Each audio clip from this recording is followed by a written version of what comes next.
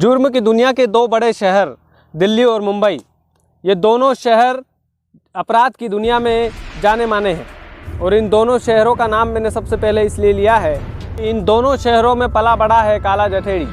वो काला जठेड़ी जिसका नाम जुर्म की दुनिया में शुमार है, जो बड़े बड़े सुपरस्टारों को फंसाता है, जो बड़ी बड़ी बिल्डिंगों पर कब्जा करता है, जो बड़ी बड़ी ज़मीनों को हथियाता है और पुलिस उसे ढूंढती रहती है, जो विदेशों में बैठे बैठे अपने रिमोट कंट्रोल से पूरे भारत सरकार को कंट्रोल में रखता है, पूरे भारत के कानून को कंट्रोल में रखता है, विदेशों में भारतीय रुपया से अय्याशी करता है। काला जठेरी पर 1 लाख का नहीं, 2 लाख का नहीं, 3 लाख का नहीं, 5 लाख का भी नहीं, पूरे 7 लाख रुपए का इनाम है। जिस व्यक्ति पर 7 लाख रुपए का इनाम है, जिसके सर की कीमत 7 लाख रुपया है, वो भारत सरकार के लिए कितना महत्वपूर्ण अपराधी है, वो दिल्ली और मुंबई पुलिस के लिए कितना महत्वपूर्ण अपराधी है, इस बात का आप अंदाज़ा उसके इनाम देखकर लगा लीजिए। सबसे पहले शुरुआत में हम बताना चाहते हैं आपको कि काला जठेरी को काला जठेरी क्यों कहा जाता है। दरअसल काला जठेरी का नाम संदीप था, लेकिन संदीप से कैसे वो काला जठेरी बना, संदीप जैसे सीधे साधे नाम से उसका कैसे काला जठेरी नाम हुआ, इसकी छोटी सी कहानी सुन लीजिए। दरअसल हरियाणा के सोनीपत ज़िले में एक गांव है जठेड़ी, और संदीप वहीं का रहने वाला था। क्योंकि वो 12वीं के बाद पढ़ाई छोड़कर जुर्म की दुनिया में अपना कदम रख चुका था, यानी कि काले काम करता था, काले कारनामे करता था, इसीलिए उसका नाम काला जठेड़ी रख दिया गया। यानी कि जठेड़ी का रहने वाला, काला काम करने वाला व्यक्ति काला जठेड़ी। काला जठेड़ी जुर्म की दुनिया का वो बेताब बादशाह है जिसको पुलिस विदेशों में भी ढूंढती रही है। लेकिन इसकी आखिर क्यों लाइमलाइट में काला जठेड़ी इतनी लाइमलाइट में क्यों आया, क्यों अखबार की सुर्खियां बना, क्यों टीवी चैनलों की हेडलाइन बना, और क्यों भारत में अचानक से काला जठेड़ी नाम का ये जो खलनायक है वो छा गया, इसकी कहानी की शुरुआत करते हैं। दरअसल काला जठेड़ी इतनी सुर्खियों में तब आया जब फाइटर सुशील कुमार को पुलिस ने गिरफ्तार कर लिया। फाइटर सुशील कुमार और काला जठेड़ी के घनिष्ठ संबंध थे, घनिष्ठ दोस्ती थी, और जब सुशील कुमार को पकड़ा गया तो काला जठेड़ी को भी पुलिस ने हत्थे में ले लिया। यानी कि काला जठेड़ी के बारे में सुशील कुमार ने पुलिस पूछताछ में बताया होगा, तभी से काला जठेड़ी का नाम जो है मीडिया की सुर्खियों में आया। अब आपको बताते हैं कि काला जठेड़ी जो है वो अपनी जुर्म की दुनिया कैसे चलाता है। दरअसल मलेशिया और दुबई से बैठकर काला जठेड़ी अपनी जुर्म की दुनिया चलाता है, यानी कि हिंदुस्तान में नहीं रहता है, विदेशों में रहता है, और भारतीय रुपया से अपने जुर्म की दुनिया को बड़ी आसानी से चलाता है। काला जठेड़ी और सुशील कुमार की गहरी दोस्ती के बारे में हम थोड़ी देर से आपको बताते हैं, लेकिन सबसे पहले आपको बताते हैं कि काला जठेड़ी जो गैंग है वो काम कैसे करती है।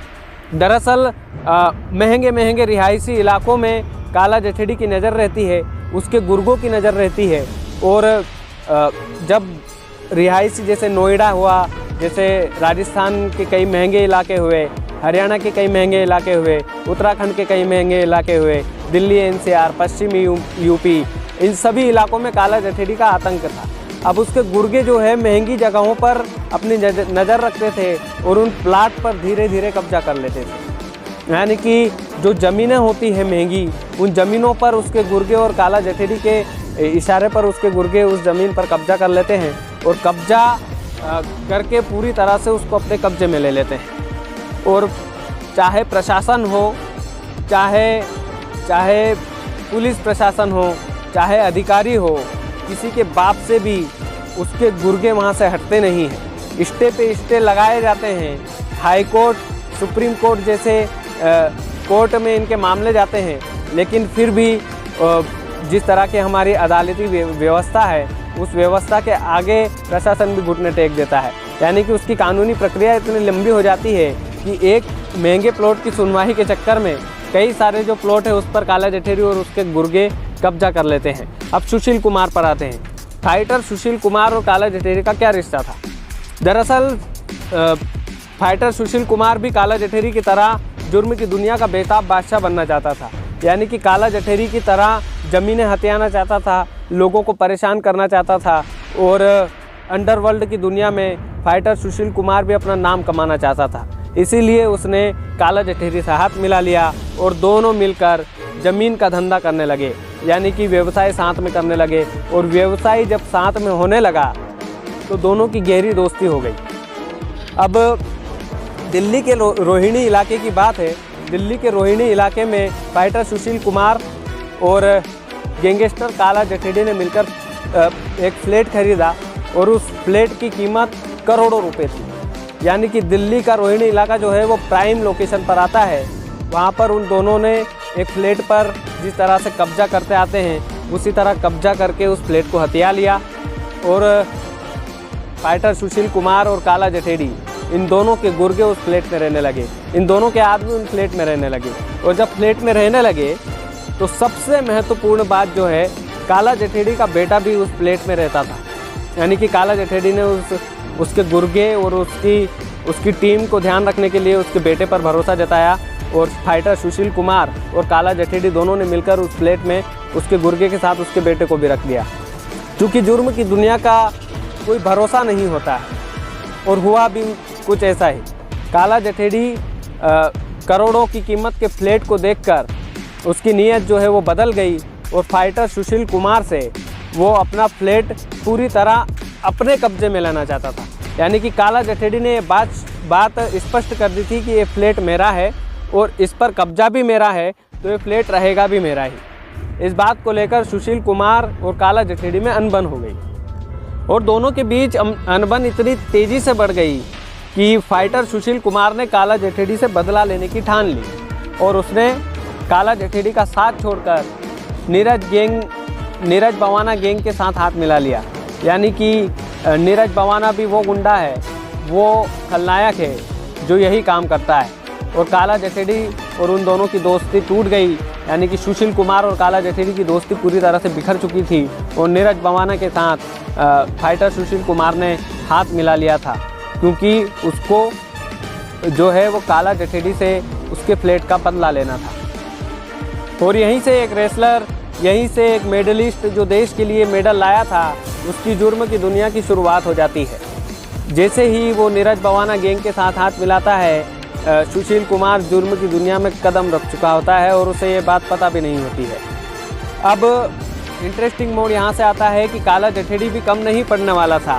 काला जठेडी ने भले ही 12वीं तक पढ़ाई की थी, लेकिन वो छात्र जब उसका विद्यार्थी जीवन था तब काला जठेडी ऐसा ही था कि वो पूरी क्लास को ऑपरेट करता था, यानी कि क्लास का मॉनिटर था। बचपन से ही मॉनिटरिंग की उसकी आदत थी। वो दूसरों से काम करवाता, खुद अपने हाथ गंदे नहीं करता था। तो काला जठेडी भी कम नहीं था और सुशील कुमार चूँकि नीरज बवाना गैंग के साथ मिल चुका था, इसलिए सुशील कुमार भी अब कम नहीं था। दोनों के बीच अनबन तेज़ी से बढ़ती गई।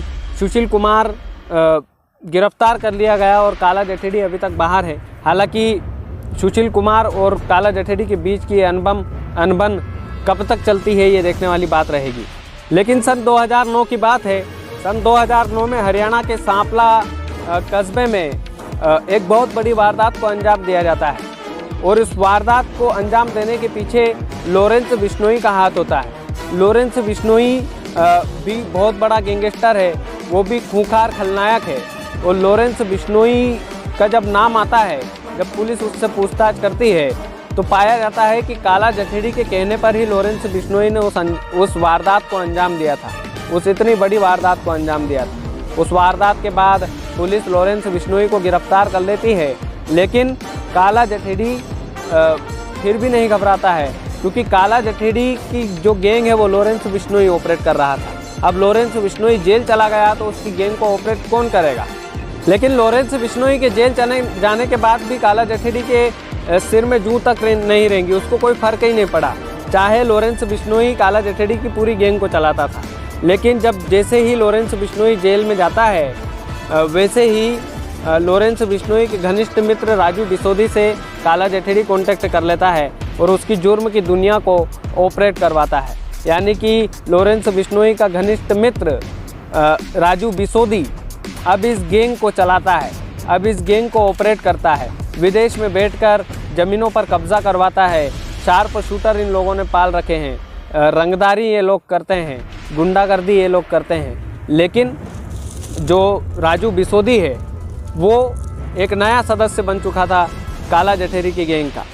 तो ये कारवा जो है अभी तक चल रहा है। लेकिन जुर्म की दुनिया का एक ना एक दिन अंत होना रहता है और वो अंत अब आ चुका था। काला जठेरी को पुलिस जेल से निकालकर इलाहाबाद हाईकोर्ट ले जा रही थी और इसी बीच में काला जठेरी के जो गुर्गे हैं, काला जठेरी के जो आदमी हैं, वो पुलिस पर अंधाधुंध फायरिंग कर देते हैं। और फायरिंग करने का नतीजा ये होता है कि पुलिस को काला जठेरी को छोड़ना पड़ता है। छोड़ना इसलिए पड़ता है क्योंकि फायरिंग इतनी खतरनाक हुई थी कि पुलिस की जान भी खतरे में आ गई थी।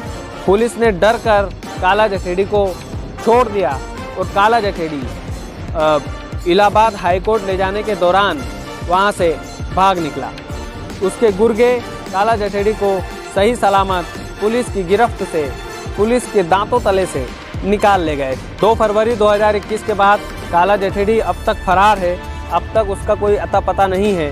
जुर्म की दुनिया को कहाँ से ऑपरेट करता है, कहाँ से चलाता है, ये भी नहीं पता है। लेकिन देश के 4-5 राज्य काला जठेरी की वजह से खतरे में हैं। अगर 4-5 राज्यों का अपराध एक अपराधी को पकड़ने से कम होता है तो पुलिस को इस पर सख्त कदम लेना चाहिए। काला जठेरी को जल्द से जल्द पकड़ना चाहिए। उम्मीद है आप लोग इस एपिसोड को प्यार दे रहे होंगे, इस एपिसोड को पसंद कर रहे होंगे। क्राइम की दुनिया के बेताब बादशाहों की कहानी हम इस एपिसोड के ज़रिए आपको सुनाते हैं। इसको भी उतना ही प्यार दीजिएगा जितना आप हमारे चैनल को प्यार देते हैं। अगर आपने हमारे चैनल को सब्सक्राइब नहीं किया है तो प्लीज़ कर लीजिएगा। बहुत बहुत धन्यवाद। फिर मिलेंगे अगले एपिसोड में अगली कहानी के साथ।